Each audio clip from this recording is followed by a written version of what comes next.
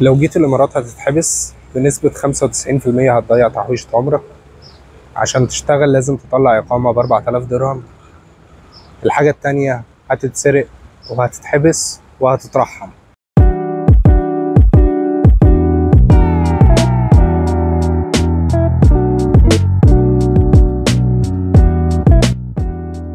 السلام عليكم، أنا محمود عمر مستر عريش، وكالعادة الفيديو ده طالع من دبي. الكلام اللي أنا قلته في أول الفيديو دوت 2 كومنت من أحد المتابعين على الصفحة.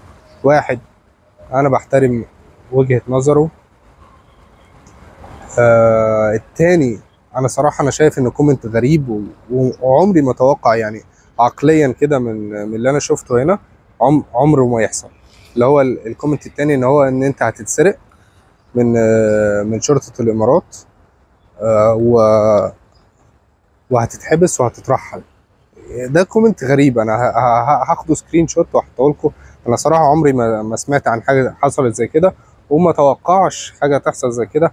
الاماراتيين او المواطنين هنا مش محتاجين حبيب قلبي يسرقوك. الناس دي في خير الحمد لله، وربنا يبارك لهم ليوم الدين يعني، وربنا يسترها عليهم. مش ما شفتش، مش عشان خاطر انا في الامارات وكده. انا صراحه انا بشتغل في الفنادق زي ما انتم عارفين، بقابل اماراتيين. آه، ما شفتش منهم غير كل ذوق وكل احترام. حتى لو ما قابلتهمش عقليا كده، الناس دي مش محتاجه فلوسك حبيب قلبي. ان الخمس 6000 درهم اللي انت جاي بيهم دول، ولا ال 2000 دولار اللي انت جاي بيهم دول، مش هيجيب بيهم شوكولاته للعيال. يعني الناس دي ما شاء الله معاهم، يعني مش محتاجينك.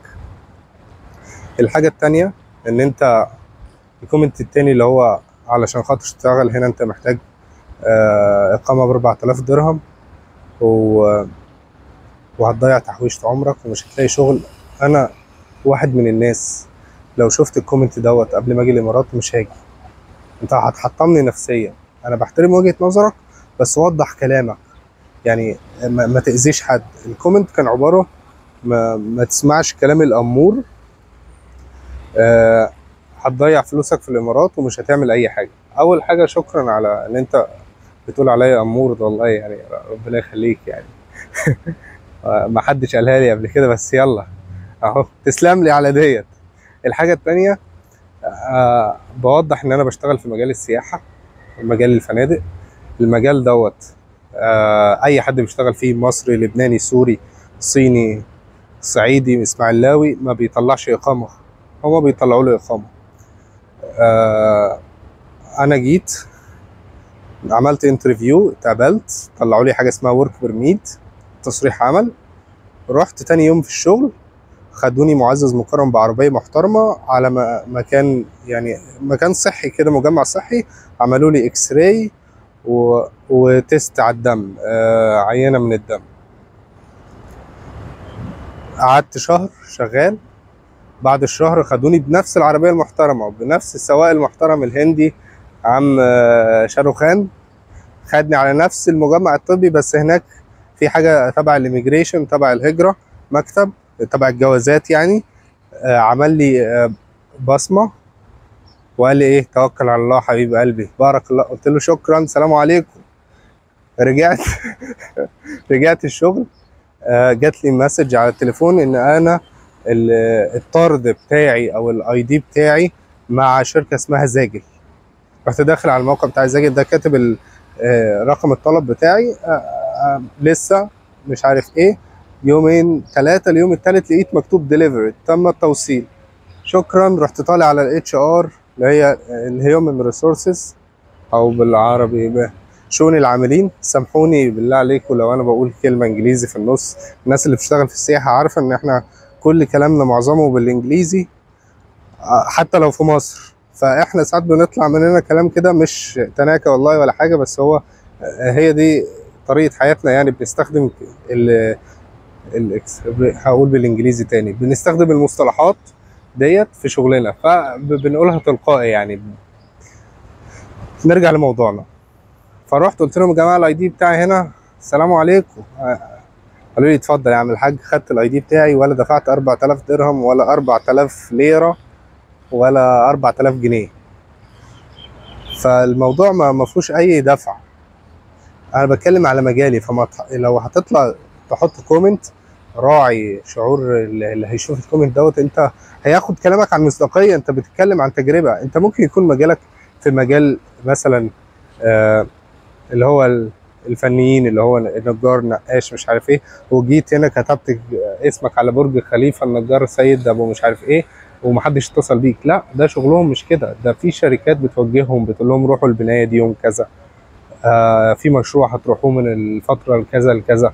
لكن ان هو تكتب اسمك السيد الاسماعيلاوي للنجاره والنقاشه والحلاقه، ما فيش الكلام ده منه هنا. ف فانت ممكن تكون التجربه بتاعتك حصل فيها غلط، حاجه غلط ما حسبتهاش صح، فما تاذيش حد غيرك. ما تاذيش حد غيرك ازاي؟ هتحط كومنت حطه صريح، حطه كامل. انا حصل معايا واحد اتنين تلاته. لكن ما تقولش ما تسمعش كلام الامور، لا، قول ما تسمعش كلام الامور ماشي، بس كمل التعليق. يعني قول عليا امور، ما عنديش مشكله، بس كمل التعليق بتاعك. بالنسبه بقى للناس اللي هي الفنيين، اللي احنا قلنا عليهم النجار والسباك والكلام ده. بصوا، انا ورا برج خليفه. برج خليفه اهو، في مباني كتير حواليا. اللي بنى المباني دي ضباط ولا دكاتره ولا حلاقين؟ مش يعني اكيد ولا حلاقين ولا دكاتره ولا ضباط. يعني اللي بناها عمال بناء ومهندسين. لقوا شغل ازاي؟ لقوا شغل عادي، ما كتبوش اسمائهم على الحيطه. انت احسب كويس انت عايز تعمل ايه. جاي هنا في شهر، كان في واحد جاي معايا في الفيديو، والله نجيب، والله فاحسبها كويس. يعني ما تجيش هنا في شهر 7 وتقول انا اشتغل في السياحه. يعني انت هتسيح يا حبيب قلبي في الشمس، مش هتشتغل في السياحه. انا طالع النهارده، احنا في شهر 5، انا طالع اصور لكم، والله انا بستشهد يا جماعه. الدنيا حر ومش قادر امشي، اطلع اتمشى بره، قاعد مستخبي تحت الشجره هنا بصور لكم. تالت مره اصور الفيديو، والله كل شويه المايك يفصل. فاحسب لها صح، اعرف انت جاي على ايه. ماشي، حاجه زي كده ممكن تدور على عقد عمل، بس دي في شركات مثلا بناء او شركات عقاريه، يعني مثلا كده ممكن يكون في مصر فيها ممكن استغلال شويه، ان هو مثلا بيشغلك بمرتب كويس بس بيبقى مضمون اكتر، وبعد كده انت تشوف حياتك، بتعرف البلد وبتتعلم. لكن بالنسبه لي انا مفيش حاجه اسمها عقد عمل اجي اشتغل في فندق. انا مش ابن وزير السياحه يتصلوا بيا يقول لي امضي عقد العمل بتاعك وتعالى مصر. في 2000 واحد زي هنا. بس انا لو جيت، انا من واحد من نص ال2000 او المليون دوت، بطلع بجري بدور على شغل، ببعت ايميلات. في ناس قاعده نايمه على ظهرها ما بتعملش اي حاجه، وسوري في اللفظ يعني. فدور على شغل هتلاقي، اسعى هتلاقي. وحاجه وحيده اللي هتخليك هنا تعطل وما تعملش اي حاجه ومش هتلاقي شغل، اللي هي علاقتك بربنا. انت لو جاي انت جاي ناوي خير وكل حاجه، بس انت بتعمل كل حاجه غلط في حياتك، ربنا مش هيوفقك. فانت ادعي ربنا وتوكل على الله واشتغل على نفسك واحسب لها صح. انا جاي، انا هقعد شهرين ادور على شغل. الشهر الاول بره يعني مثلا صعب جدا ان انا الاقي شغل، فانا لا اعمل حساب في فلوس الشهر الاول والشهر الثاني ايجار اكل للشهرين. الشهر الثالث هبدا شغل، فانا محتاج شهر كامل عبال ما اقبض، فانا محتاج فلوس شهر كامل عبال ما، يعني مثلا لو شغل بيوفر لي سكن اوكي، يبقى معايا فلوس الاكل والشرب. لو ما بيوفرليش سكن يبقى معايا فلوس الاكل والشرب والايجار. فاعمل حسابك كويس جدا، ادرس كويس انت هتشتغل في مجال ايه.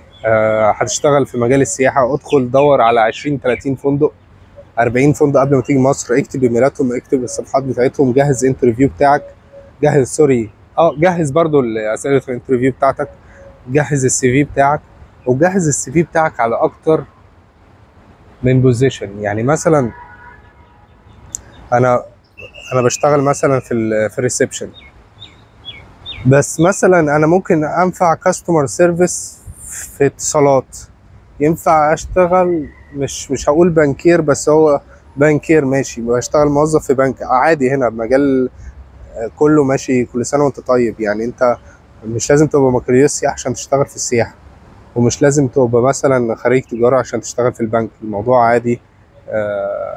انا شايف مثلا يعني مثلا شركه زي اللي اسمها الانصاري دي صرافه، ممكن اعتقد يعني اللي سمعته ان هو ممكن مش لازم تكون خريج تجاره عشان تشتغل هناك صراف، يعني اللي هو بيقعد على الشباك ده يعمل تحويلات او يعمل تغيير عمله، فالموضوع بسيط. كل اللي انا عايز اقوله ان انا اتمنى لكم كلكم التوفيق. قبل ما تسافر احسب لها كويس، اعرف انت محتاج فلوس قد ايه، هتشتغل في مجال ايه، انت جاي في الوقت الصح ولا غلط. السفر بس مش للامارات، السفر لاي دولة كويس.